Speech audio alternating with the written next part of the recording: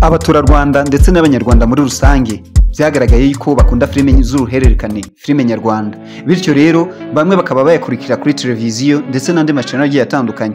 Hari amafilime nyarwanda yagiye akundwa kurusha ayandi, ndetse bikagaragara yuko hari amafilime yakinanywe ubuhanga ndetse n'abakinyi baho bakaba barabahanga cyane kurusha abandi. Ibyo rero byaje kugaragaza ko bamwe mu bakinyi ba filime hari abakundwa ndetse bagakundwa akazi. Ibyo rero byaje gukurura abafana bagiye batandukanye mu gihugu cyacu cy'u Rwanda, ndetse n'abaturarwanda bagakunda abo bakinyi bagiye batandukanye. Si ibyo gusa, byaje kugaragara yuko hari abakobwa bafite ubwiza, ubuhanga, impano zigiye zitandukanye bakinana amafilime mu mafilime agiye atandukanye, ndetse bikagaragara yuko nubwo bakina ayo mafilime bafite ubwiza budasanzwe bugenda bukurura imitima ya benshi. Ibyo rero byaje kugaragaza yuko bamwe muri abo bakobwa bigaruriye imitima ya benshi ku bwiza, ubuhanga ndetse n'impano bafite, imiterere yabo igakurura benshi. Ibyo rero nibyo byatumye kuri uyu munsi wa none ngiye kubereka urutonde 10 rw'abakobwa beza kurusha abandi. Mwanya wa 10 mu bakobwa 10 beza kurusha abandi bakina filime nyarwanda. Ku mwanya wa 10 turahasanga umukobwa witwa Salanda Oliva wakinye muri The Secret, niho yamenyekanye cyane. Ibyo byaje gutuma yiharira imitima ya benshi ku buhanga ndetse n'ubwiza akinana muri iyi filime, dore ko yakoranye igisigo na Rumaga, igisigo bise Igisabisho. Yamenyekanye ndetse mu mafilime agiye atandukanye kubera ubuhanga ndetse n'impano zidasanzwe agenda akinana. Yamenyekanye muri filime nka Behind Series, Indoto, akaba yarigaruriye imitima ya benshi cyane hano mu Rwanda. Uyu mukobwa Salanda Oliva yagaragaje ubuhanga ndetse akaba anafite ubwiza bukurura benshi cyane. Ibyo rero bikamukundisha kuba ari umwe mu bakobwa baza ku rutonde 10 mu bakobwa beza kurusha abandi bafite ubwiza, uburanga buhebuje bikurura benshi. Ibyo bikabakundisha filime yaba yakinyemo yariyo yose. Ibyo bigatuma filime yakinyemo yigarurira ya mitima yaba bakunzi be. Ibyo rero bikamushyira ku rutonde rw'abakobwa beza bakunzwe beza cyane ndetse bafite ubwiza n'uburanga. Ku mwanya wa 9 turahasanga umukobwa witwa Igihozo Nshuti Mireille. Igihozo Nshuti Mireille afite ubwiza nubwo yaba byutse, kabone nubwo yaba atisize ibirungo nk'uko tubyita, ubwiza bwe uhita ububona, dore ko afite ubwiza buhebuje, ubwiza karemano. Yatangaje yuko mu mwaka wa 2023 adafite impano yo gukina filime gusa, ahubwo afite n'impano yo guteka, dore ko yagiye agaragara ari guteka amahoteli agiye atandukanye. Uyu Igihozo Nshuti Mireille akaba ari umwe mu bakobwa beza bafite ubuhanga ndetse bakina filime nyarwanda. Yagaragaye mu mafilime agiye atandukanye nko mu Ndoto, Ishusho ya Papa, izindi yagiye agaragaramo, ndetse bikagaragara ko afite ubuhanga ndetse n'ubwiza butangaje. Ibyo rero bigatuma yarigaruriye imitima ya benshi, anariyo mpamvu ashyirwa ku mwanya wa 9 mu bakobwa beza kurusha abandi bakina filime nyarwanda. Uyu mukobwa Igihozo Nshuti Mireille ndetse nubwo azi guteka, akaba yaragaragaye ahantu hagiye hatandukanye ari guteka mu mahoteli agiye atandukanye, akaba iyo ari gukina filime yigarura imitima ya benshi ndetse agakundwa cyane, dore ko abenshi bamukundira ubwiza n'ubuhanga agenda akina. Ku mwanya wa 8 rero ku bakobwa beza turahasanga Gatesi Kayonga Divine. Gatesi Kayonga Divine wakinye muri The Secret, yakinyemo yitwa Tesi. Uyu numwe wakinye yitwa Tesi, yakinye muri Kariza wa Karisa muri Zacu TV. Uyu mukobwa rero Gatesi Kayonga Divine yahise yigarura imitima ya benshi kubera ubwiza, ubuhanga ndetse no kumva uburyo akina. Ibyo rero bigatuma abenshi bamukunda. Uyu Divine Gatesi Kayonga rero akaba ari umwe mu bakinyi ba filime nyarwanda, filime z'uruhererekane, wakundwa ndetse akabashyirwa ku mwanya wa 8 mu bakobwa bashobora gukina ibintu byiza ukabikunda ndetse akaba anafite ubwiza buhebuje. Uyu mukobwa ni n'umuhanga mu mikinire ye, akaba afite ubwiza, inseko ye ishimisha benshi cyane, ndetse ibi bigatuma abenshi mu mafilime yagiye akina muri Kariza wa Karisa, Zacu TV akundwa cyane. Ku mwanya wa 7 turahasanga uyu mukobwa witwa Cyuzuzo Ange Muvunyi. Uyu Cyuzuzo Ange Muvunyi ntabwo muvugaho byinshi, dore ko ubwiza bwe buhita bugaragaza, buri gitabo byigaragariza. Yamenyekanye muri filime mu Ndoto ndetse yanakinye muri filime zigiye zitandukanye, yanakinye mu Rya Mukuru ndetse akaba akunzwe cyane mu gihugu cyacu cy'u Rwanda. wa gatandatu rero mu bakobwa beza 10 kurusha abandi bakina filime nyarwanda, ku mwanya wa gatandatu turahasanga umukobwa bita Dusenge Crenia. Dusenge Crenia rero akaba ari umwe mu bakobwa bamenyekanye ku zina rya Madederi muri Papa Sava, afite impano idasanzwe cyane ndetse yamenyekanye no mu mafilime agiye atandukanye nka filime ya Clapton Kibonki yitwa Icyaremwe Gishya. Iyi filime rero Dusenge Crenia nawo iyo yayigaragayemo akaba ari umwe mu bakobwa bafite impano, bafite imikinire myiza cyane ndetse bashoboye. Akaba uyu mukobwa ashyirwa ku mwanya wa gatandatu mu bakobwa beza 10 kurusha abandi mu gihugu cyacu cy'u Rwanda bafite ubwiza karemano. Uyu mukobwa rero Dusenge Crenia nubwo afite ubwiza akaba anafite impano idasanzwe, yagiye agaragara mu mafilime agiye atandukanye, twavuga yagaragaye nko muri filime Indoto ndetse agaragara no muri filime Kariza wa Karisa. Nubwo yigeze kuvugwaho ibintu mu bihe bitoroshye mu minsi yagiye ishira, avugwa ko nyine inkuru mbi bagenda bamusebya, bikagaragara ko ari kuvugwa ko nyine yaba yaratandukanye n'umugabo. Ibyo ntibyamuciye intege, ntago yabihaye umwanya nyine ngo abyiteho, ahubwo we yakomeje intego ze, yakomeje kariyeri ye nk'umukinnyi wa filime, dore ko ari umwe mu bakobwa bashoboye ndetse bafite imikinire myiza cyane ikurura benshi cyane, ndetse akaba anafite ubwiza karemano, ubwiza bukurura benshi, ibyo bikamukundisha kuba ari umwe mu bakobwa bafite ubwiza beza, ndetse akaba anafite abafana bagiye batandukanye. Uyu Dusenge Crenia rero wamenyekanye ku zina rya Madederi, yagaragaye nko mu Ndoto, niwe uri ku mwanya wa gatandatu mu bakobwa beza 10 kurusha abandi bakina filime nyarwanda. Mbere yuko tujya ku mwanya wa gatanu w'abakobwa beza kurusha abandi bakina filime nyarwanda, ibuka gukora subscribe kuri channel Mr. Scolaire Kizito niba utarayikoze. Ku mwanya wa gatanu rero mu bakobwa beza kurusha abandi turahasanga umukobwa witwa Mutako Sonia. Mutako Sonia rero akaba ari we mukobwa uri ku mwanya wa gatanu mu bakobwa beza bakina filime nyarwanda hano mu gihugu cyacu cy'u Rwanda. Akaba ari umwe mu bakobwa bafite ubuhanga ndetse n'ubwiza, akaba yaramenyekanye mu mafilime agiye atandukanye, twavuga nko Indoto series, Kariza wa Karisa, ndetse yanakinye muri filime ya Papa Sava akina yitwa Betty. Uyu mukobwa rero Mutako Sonia ni umukobwa mwiza ufite ubwiza, dore ko yifuje kuzakora mu ndege, yakuze nyine afite indoto zo kuzaba umwe mu bazakora mu ndege, gusa ntabwo byamuhiriye, dore ko ibyo twifuza byose atari ko bitugirirwaho. Gusa uyu mukobwa akaba afite ubwiza n'inseko yashajije benshi mu bamureba, akaba yarakunzwe cyane mu mafilime ndetse abanyarwanda bakamukunda cyane ku buhanga ndetse n'ubwiza afite.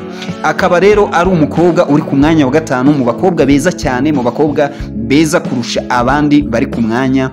Ku mwanya wa kane rero turahasanga umukobwa witwa Iradukunda Nadine Nana. Uyu ni umwe mu bakobwa beza bafite ubwiza bakina filime nyarwanda. Uyu Iradukunda Nadine Nana benshi bamukundiye uburyo areba n'amaso yiwe manini cyane n'ubwiza karemano, ndetse akaba ari umwe mu bari bakina filime ufite ubwenge budasanzwe. Afite ubwenge budasanzwe, dore ko ibimenyetso ndetse n'imikorere ye bihita bibigaragaza ku mpano ye, akaba afite imiterere ye ikurura benshi. Ibyo rero bigatuma ashyirwa ku mwanya wa kane mu bakobwa bafite ubwiza, mu bakobwa 10 beza kurusha abandi bakina filime nyarwanda, filime z'uruhererekane. Uyu mukobwa rero Iradukunda Nadine Nana yakinye mu mafilime agiye atandukanye, amwe twavuga ni nka filime Maya, Behind series, ndetse akaba yarakinyemo ko afite impano ndetse n'uburyo yakinagamo ibintu ukabona ko ari ibintu yumva cyane. Uyu mukobwa rero Nadine Nana akaba yaramenyekanye no muri filime yitwa City Maid. Ibyo rero byaje kumukururira abafana, arakundwa cyane ndetse byakubitaniraho n'ubwiza yifitiye,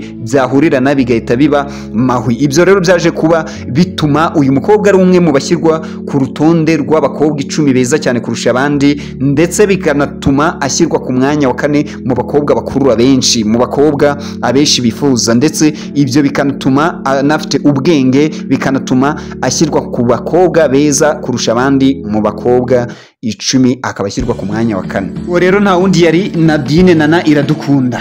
Ku mwanya rero wa gatatu twihutishije turahasanga Nyambo Jessica. Nyambo Jessica akaba ari umunyarwandakazi wamenyekanye cyane muri filime zigiye zitandukanye, muri filime za Kiramani, My Heart, akina muri Big Mind, ndetse agaragara mu mafilime agiye atandukanye, cyane cyane yagiye amenyekana muri filime za Kiramani. Gusa rero uyu Nyambo Jessica akaba ari umwe mu bakobwa bafite ubwiza, akaba ari umwe mu bakobwa bafite uburanga bakurura benshi cyane, akaba ari umukobwa ushyirwa ku mwanya wa gatatu.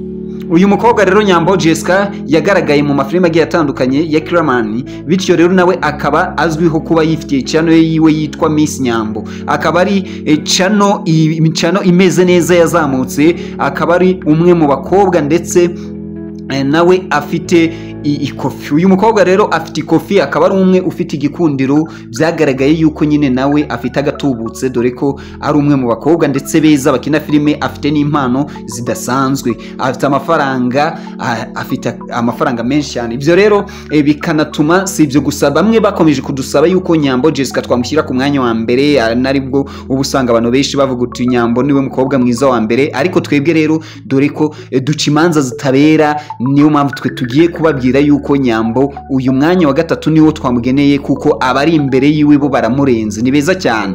Niyo mpamvu rero iyi Nyambo Jessica yagiye agaragara cyane mu mafilime agiye atandukanye, bityo rero Nyambo Jessica yaje no kuba mu minsi yashize avurwaho ibintu bijyanye n'urukundo beso kuri we na Titi Brown, ariko bakagenda byagaragaye ko nyine bagiye batangaza yuko ari ababesto, ariko nyuma na nyuma bigatangira kugaragara yuko bari mu rukundo, ndetse Nyambo yigeze kugaragaza ko Titi Brown ari we nzozi ziwe, nubwo Titi Brown nyine we byaje kurangira nyine avuze ko rwose atishoboreye, nta umukobwa mu rushikofi. Ibyo rero nabyo biri mu byagiye bivurwa, ariko uyu mukobwa Nyambo akaba ari umwe mu bakobwa beza cyane mu gihugu cyacu cy'u Rwanda bakina filime nyarwanda, akaba ashyirwa mu bakobwa beza, ndetse akaba ari we mukobwa uri ku mwanya wa gatatu mu bakobwa beza cyane kurusha abandi mu bakobwa 10, akaba ari we uri ku mwanya wa gatatu. Uwo nta wundi yari Nyambo Jessica, umukobwa w'umunyarwandakazi ndetse ukina filime, akaba afite impano n'ubwenge ndetse azi gukina, azi ibyo akora ibyo ari byo. Ku mwanya wa kabiri mu bakobwa beza turahasanga umukobwa witwa Nkusi Linda, akaba ari umwe mu bakobwa beza cyane dusanga mu bakinyi bakina filime nyarwanda, akaba ari umwe mu mukobwa ufite ubwiza budasanzwe, ubwiza bwihariye, akaba ndetse ari umukobwa wamenyekanye cyane ku izina rya Linda Priya. Ni izina abenshi bakunze kumumenya kuho, dore ko imbuga nyinshi aba yazitwitse, haba ku mafoto ye hirya no hino ku mbuga, ku ma Instagram, ndetse dore ko afite ibihumbi bigera muri 200 bimukurikira ku rubuga rwe rwa Instagram.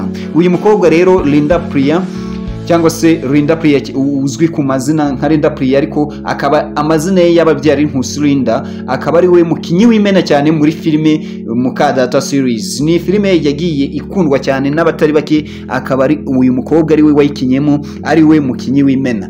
Rero uyu mukobwa Linda Priya nanone yagiye agaragara mu mafilime agiye atandukanye mu gihugu cyacu cy'u Rwanda, amafilime y'uruhererekane, ndetse anagaragara muri filime y'Abamenya. Uyu mukobwa ndetse akaba yaraje no kwitabira amarushanwa ya Miss Rwanda, nubwo nyuma yaje kwikuramo, nyine yaje kubona ko bitavamo yikuramo, ariko yari yagaragaye mu marushanwa ya Miss Rwanda. Uyu mukobwa rero Nkusi Linda akaba ari umukobwa mwiza cyane ufite ubwiza ndetse anafite impano idasanzwe, dore ko azi gukina filime nyarwanda ibyakubitaniraho n'ubwiza, ndetse akaba ari umwe mu bashyizwe mu majwi, ndetse akaba yaratowe, akaba ari umwe mu bakobwa beza cyane. Uyu mukobwa rero niwe mukobwa wa kabiri mwiza cyane mu bakobwa bakina filime nyarwanda. Uyu mukobwa Nkusi Linda rero yagiye agaragara cyane mu mavideo agiye atandukanye kuri Afrimax TV, yagiye agaragara kuri Depression series. Byagiye bigaragara yuko uyu ari umukobwa w'umustar cyane ndetse ufite ubwiza budasanzwe. Uyu mukobwa rero akaba ari umukobwa ushyirwa ku mwanya wa kabiri, abakobwa bose aba yabahigitse, ndetse bigaragara ko nyine ari umukobwa uzi ibyari byo, uzi ibyakina, ndetse akaba ari umukobwa ushoboye, akaba anafite ubwiza. Uyu mukobwa rero niwe ushyirwa ku mwanya wa kabiri. Rero ubu ushobora kwibaza utese noneho ku mwanya wa mbere hariho nde? Ku mwanya wa mbere haba hariho nde se ko noneho abakobwa hafi ya bose tubavuze beza nyine bamwe bashyirwaga mu majwi, noneho ku mwanya wa mbere ushobora kwibaza utese haba hariho nde? Ku mwanya wa mbere rero umukobwa wahigitse abandi, agahiga abandi, ndetse akabarusha ubwiza, akabajugunya kure, ndetse ba Nyambo bose bande bamadedera akabajugunya aho kwidya kure. Uwo mukobwa nta wundi, umukobwa uri ku mwanya wa mbere yitwa Irakoze Ariane Vanessa. Uyu mukobwa Irakoze Ariane Vanessa afite ubwiza karemano, afite ubwiza buhebuje, ndetse yahebuje bose, dore ko afite ubuhanga, impano ndetse yagiye amenyekana cyane cyane kubera ubwiza ndetse akanakundirwa filime yakinyemo abenshi bakaza bakurikiye kumureba. Uyu ni umukobwa rero wahigitse abandi dore ko afite ubwiza, dore ko ari umukobwa w'umwari rwose, umwari w'u Rwanda, umwari umeze neza cyane. Ni umukobwa wahigitse abandi abashyira kure. Uyu nta wundi ni Ariane Vanessa Irakoze, akaba ari umukobwa wa mbere. Uyu mukobwa rero yagiye amenyekana cyane mu mafilime agiye atandukanye dore ko ubwiza bwe buhita bubiranga. Yanahawe ibihembo bigiye bitandukanye, yagiye ahabwa ibihembo, ndetse uyu mukobwa yamenyekanye muri filime ya Maya, ari we wakinye yitwa Maya. Ku barebye filime ya Maya, filime y'uruhererekane, baramuzi cyane. Uyu niwe mukobwa witwa Irakoze Vanessa Ariane. Uyu mukobwa rero yanamenyekanye muri filime nka The Secret akina yitwa Albine. Uyu mukobwa Albine rero yayikinyemo ndetse nayo iza gukundwa, iza gutuma akomeza kurushaho kwandika izina, abayishi baramumenye cyane, bagenda arushaho kwamamara, abicyamamare cyane, ndetse akomeza guhigika abandi abashyira kure. Uyu mukobwa rero Ariane Irakoze Vanessa yanamenyekanye muri filime twita City Made. Iyi ni filime yakunzwe n'abatari bake cyane dore ko abenshi bayikurikiraga cyane ndetse bakayitaho. Iyi filime yayikinyemo yitwa Sheila, niwe wakinye yitwa Sheila, ndetse aza gukundwa, aza kuba umwe mu ba mbere bakunzwe. Nkuko twabivuze rero, uyu Irakoze Ariane Vanessa niwe wakomeje guhigika abandi ku bwiza, ndetse mu ruhando mpuzamahanga haba mu izi filime nyarwanda bagenda bakina. Iyi industry nyarwanda yaje kuba umwe mu bakomeye cyane, ndetse aza gushyirwa hejuru, ndetse binamuhesha kuba ari uw'agaciro cyane. Ibyo byatumye aba umukinnyi wa filime uhenze, haba kumukinisha muri filime zawe, byatumye aba umwe mu bakinnyi ba filime bahenze kurusha abandi mu mwaba bakobwa. Uyu mukinnyi rero wakunzwe cyane, Irakoze Ariane Vanessa, ni umwe mu bakinnyi banafite ubuhanga, si n'ubwiza gusa, ndetse yakomeje kugaragara mu mafilime yagiye akina, ubona ko ari umwe mu bakina ibintu bazi, ndetse akanakina ibintu abyiteho, yabishyizeho umutima. Uyu Irakoze Ariane Vanessa rero waje kuba yakwiharira imitima ya benshi mu banyarwanda, haba mu bamukunda. Nk'uko twabivuze, abanyarwanda byagaragaye ko abenshi bakunda filime nyarwanda. Byagaje urutonde twahawe nuko ari umwe mu bagiye bagaragara ko ari mu bakundwa, ndetse filime yakinyemo ikagurwa cyane ku isoko. Uyu mukobwa rero yaje kuba umwe mu bagiye bahindura uruganda rwa filime nyarwanda, aza kuba yakina mu mafilime agiye atandukanye ndetse akanakundwa. Nk'uko twabivuze, muri City Made ni filime yagiye ikundwa ndetse ikarebwa n'abatari bakeya. Ibyo rero bigatuma ari umwe wagiye ahita amenyekana ku bwiza. Uyu ni umukobwa rero twabonye ko yahigitse benshi, yahigitse bose, aba uwa mbere mu kuba ari we mukobwa mwiza, ufite uburanga, ufite ubwiza, ndetse n'imiterere idasanzwe ikurura benshi, ndetse batari bakeya mu bakunzi ndetse n'abafana baba bakunda amafilime nyarwanda. Uyu mukobwa rero niwe waje guhigika bariya bose, aba uwa mbere. Nawe rero ushobora gutekereza ukaba watubwira uti, ese ni wowe ubona noneho waza ku mwanya wa mbere, weho urabona yaba ari inde? Ese wowe wumva ari inde twibagiwe? Andika muri comment utubwire nimba hari uwo ubona twibagiwe, cyangwa se niba hari uwo ubona twasuye ku mwanya utari wo. Gusa icyo nakubwira nuko urutonde twakoze ari twagendeye haba mu mikinire, si ubwiza gusa, ndetse byagendaniye nuko bafite ubwiza, ndetse bakaba banafite imikino, impano zidasanzwe bagiye bagaragaza mu mafilime bagiye bakina. Ibyo rero byakubitaniraho nuko noneho bafite ubwiza, bigatuma twaragiye dukora urutonde tubigendeyeho ibyo byose, ndetse akaba ari bamwe byagiye bishyirwaho kuko ari bamwe nyine bagenda bakurikirwa haba ku mbuga nkoranyambaga zigiye zitandukanye, ugasanga banakunzwe hirya no hino, ugasanga amavideo yabo agenda acicikana hirya no hino. Abo rero ni bamwe bagiye bakundwa. Ukeneye kuba wamenya uyu mukobwa, nuko ushobora kuzareba filime ya Maya, ndetse ukareba City Made, ukareba filime twavuga wenda zigiye zitandukanye yagiye akinamo. Mwakoze cyane kubana natwe, murakarama.